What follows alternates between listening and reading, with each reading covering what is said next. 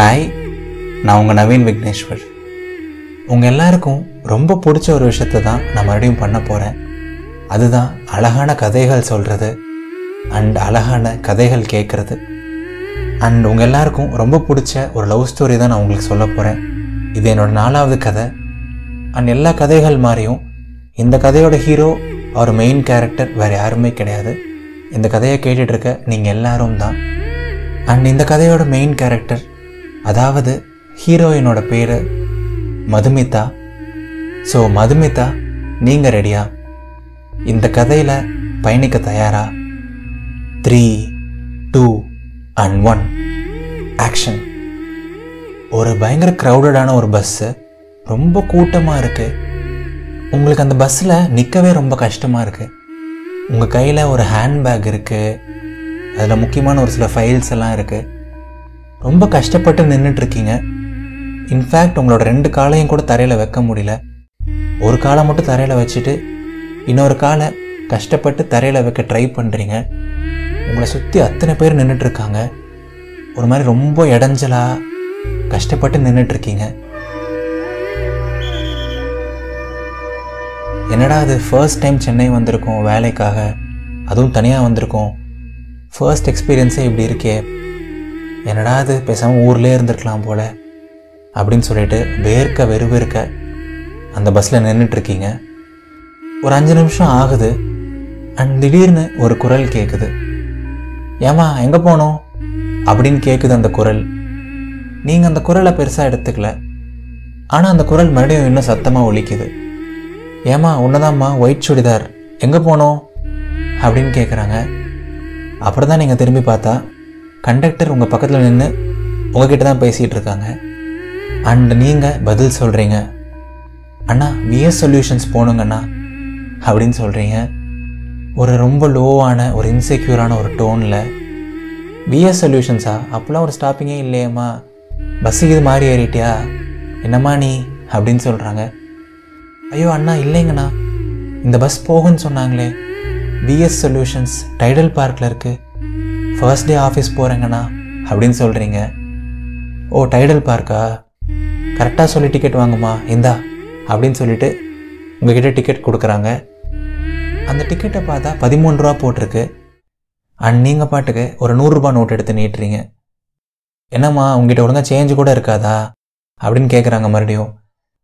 அண்ணா சாரிண்ணா, change இல்லை அப்படின்னு சொல்கிறீங்க. அட என்னம்மா நீ, எங்கிட்டையும் சேஞ்ச் இல்லையே, நான் அப்புறமா தரேன், பஸ் விட்டு இறங்கிறதுக்குள்ளே வாங்கிக்கோ, என்ன மறந்துடாத பாப்பா அப்படின்னு சொல்லிட்டு அவங்க பாட்டுக்கு வேகமாக முன்னாடி அந்த நெரிசலில் நடந்து போக ஆரம்பிக்கிறாங்க. அண்ட் உங்களுக்கு இன்னும் கொஞ்சம் எம்பராசிங்காக இருக்குது, ஒரு மாதிரி சங்கடமாக இருக்குது. என்னடா இது, காலிலேருந்து இந்த நாளே ஒரு மாதிரி மோசமாக போகுது, இந்த கண்டக்டர்னாவும் ஒரு மாதிரி பேசுகிறாங்க அப்படின்னு தோணுது. நீங்கள் பெருசாக தலையை நிமிர்ந்து கூட யாரையும் பார்க்க மாட்டீங்க. சீக்கிரமாக ஸ்டாப் வந்தால் போதும், சீக்கிரமாக ஆஃபீஸ் போனால் போதும், அங்கே போனால் எப்படி இருக்குன்னு தெரியலையே அப்படின்னு சொல்லிட்டு ஒரு சில பயங்கள் வேறு இருக்குது.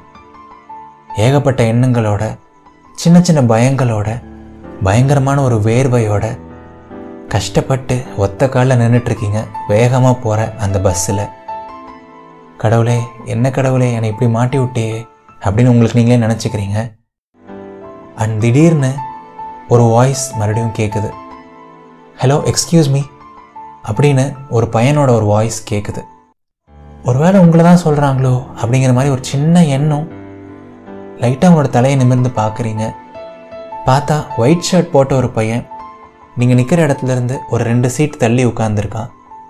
அண்ட் அந்த பையன் உங்களை பார்த்து தான் பேசுகிறான். ஏங்க உங்களை தான் அப்படின்னு சொல்கிறான் அந்த பையன் மறுபடியும். சொல்லுங்கள் அப்படின்னு நீங்கள் பதில் சொல்கிறீங்க. இல்லை ஒன்றும் இல்லைங்க, நீங்கள் வந்து உட்காந்துக்கோங்க, நான் நின்றுக்கிறேன் வாங்க அப்படின்னு சொல்கிறான் அந்த பையன்.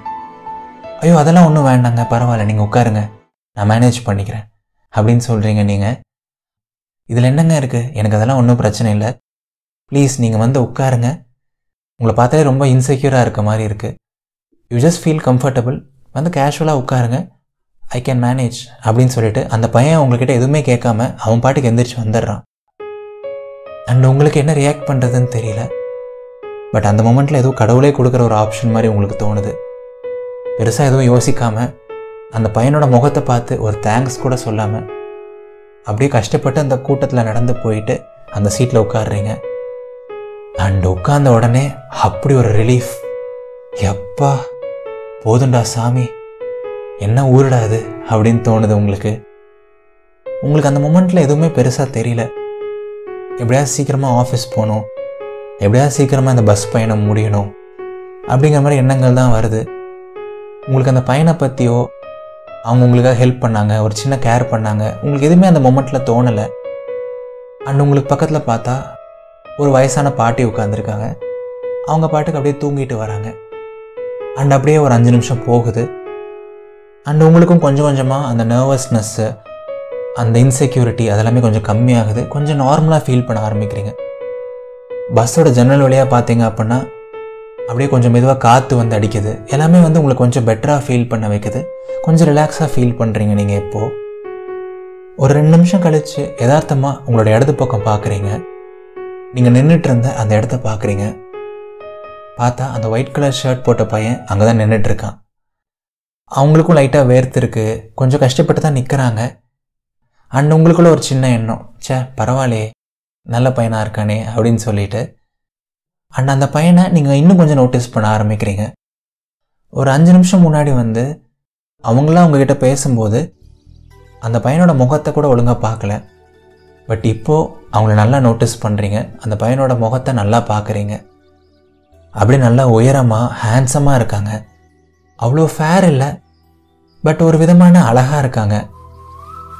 ஒயிட் ஷர்ட் செமையாக அயன் பண்ணி போட்டிருக்காங்க, ப்ளூ ஜீன் போட்டிருக்காங்க, ஷர்ட் டக்கின் பண்ணியிருக்காங்க, கொஞ்சம் டாப் ஆஃப் த ஷர்ட் லூஸாக இருக்குது. ஃபுல் ஹேண்ட் ஷர்ட் போட்டிருந்தாலும் அந்த கஃபை ரோல் பண்ணியிருக்காங்க. அது இன்னும் கொஞ்சம் க்யூட்டாக இருக்குது.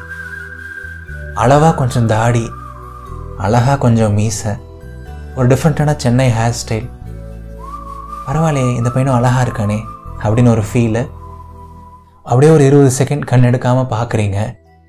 பட் அந்த பையன் உங்களுக்கு கவனிக்கலை. அப்புறம் தான் உங்கள் மனசாட்சி உங்களையே கேவலமாக கேட்குது.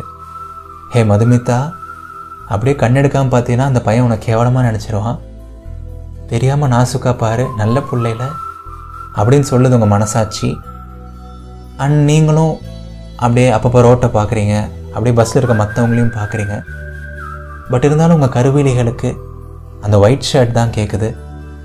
உங்கள் கண்கள் அந்த பையனை தான் தேடுது. இது க்ரஷ்ஷா இல்லை ஒரு ஜஸ்ட் ஒரு சைட்டா இல்லை ஜஸ்ட் ஒரு ஃபீலா அதெல்லாம் தெரியல. பட் அந்த ஃபீல் நல்லா இருக்குது. அந்த ஃபீல் உங்களுக்கு பிடிச்சிருக்கு. அப்படியே அப்பப்போ அந்த பையனையே பார்த்துட்ருக்கீங்க. அண்ட் திடீர்னு எதிர்பாராத விதமாக அந்த பையனும் திரும்பி உங்களை பார்த்துடுறான். உங்கள் 2 பேரோட கண்களும் மீட் பண்ணிடுது.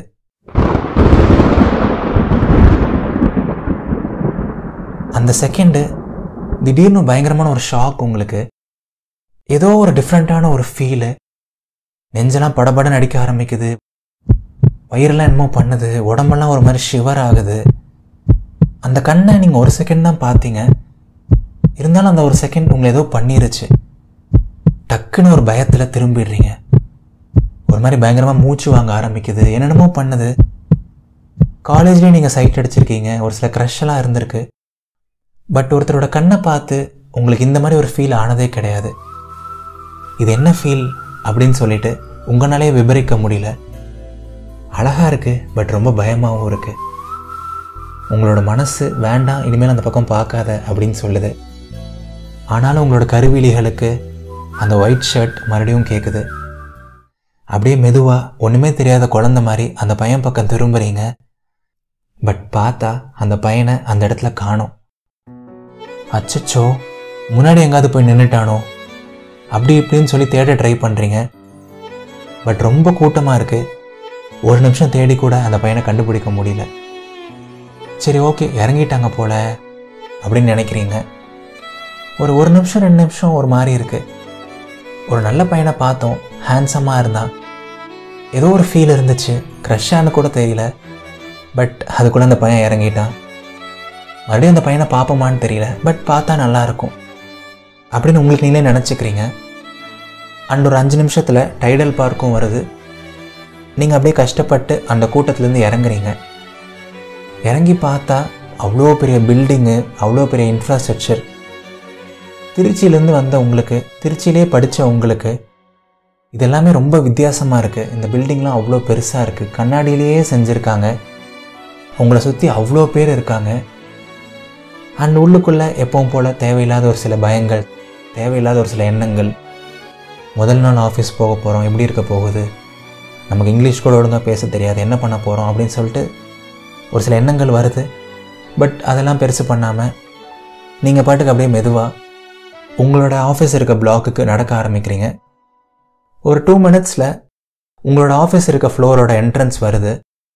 அண்ட் என்ட்ரன்ஸ் கிட்ட போயிட்டு நீங்கள் கதவை புஷ் பண்ண ட்ரை பண்ணுறீங்க. பட் கதவு ஓப்பனே ஆக மாட்டேங்குது. ஒரு 10 செகண்ட்ஸ் ட்ரை பண்ணுறீங்க. பட் அந்த கதவு ஓப்பனே ஆக மாட்டேங்குது. என்னடா அது அப்படின்னு சொல்லிட்டு ஒரு சின்ன எண்ணம். அண்ட் பக்கத்தில் ஒரு செக்யூரிட்டி நிற்கிறாங்க. அவங்களே வந்து உங்ககிட்ட பேசுகிறாங்க. Hello ma'am, please use your ID card அப்படின்னு சொல்கிறாங்க. சாரிண்ணா புரியல அப்படின்னு சொல்கிறீங்க. அவங்க ஐடி கார்டு யூஸ் பண்ண தான் சொல்கிறாங்க அப்படின்னு சொல்லிட்டு உங்களுக்கு லைட்டாக புரியுது. பட் இருந்தாலும் அந்த செகண்டில் ஒரு பதட்டம்.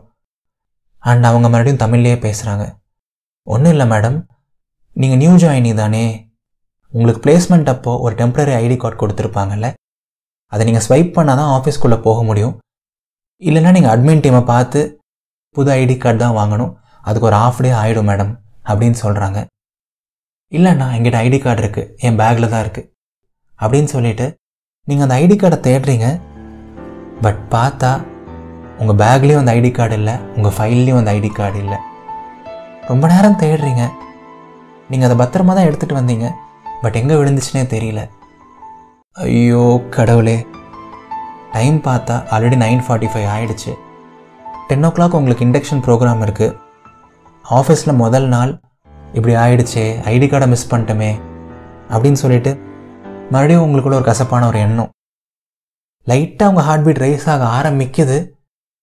பட் திடீர்னு மறுபடியும் ஒரு குரல் கேட்குது.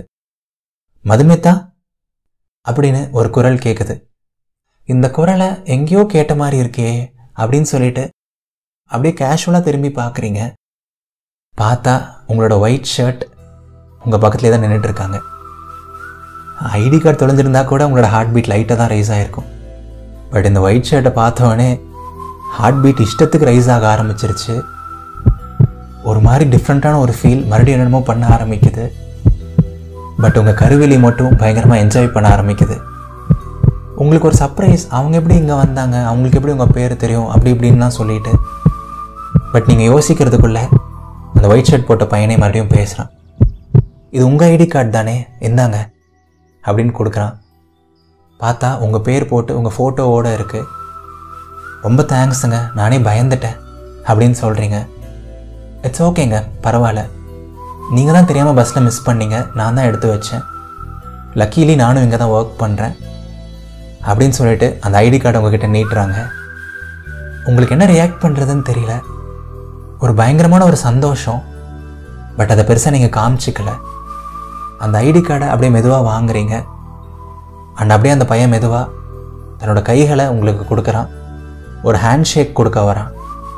Hi Madhu, I am Karthik அப்படின்னு சொல்கிறான். அண்ட் நீங்களும் லைட்டாக ஒரு சின்ன ஷிவரிங்கோட உங்களோட கையை நீட்டுறீங்க. அண்ட் ஃபர்ஸ்ட் டைம் உங்களோட அந்த குட்டி க்ரஷ்ஷை டச் பண்ணுறீங்க.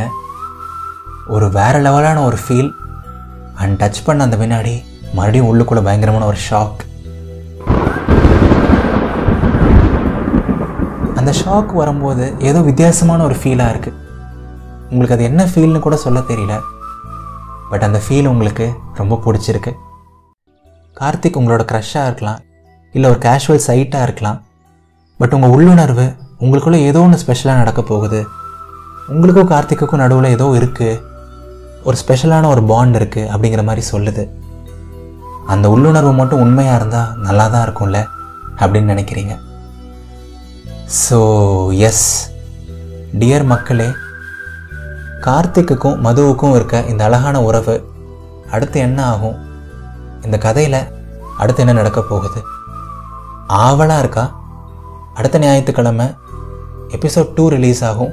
அப்போ தெரிஞ்சுக்கோங்க. இந்த கதை பிடிச்சிருந்தா கண்டிப்பாக உங்கள் ஃப்ரெண்ட்ஸ்க்கும் ஷேர் பண்ணுங்கள். அடுத்த வாரம் எபிசோட் 2ல் சந்திப்போம். நன்றிகள் 1000.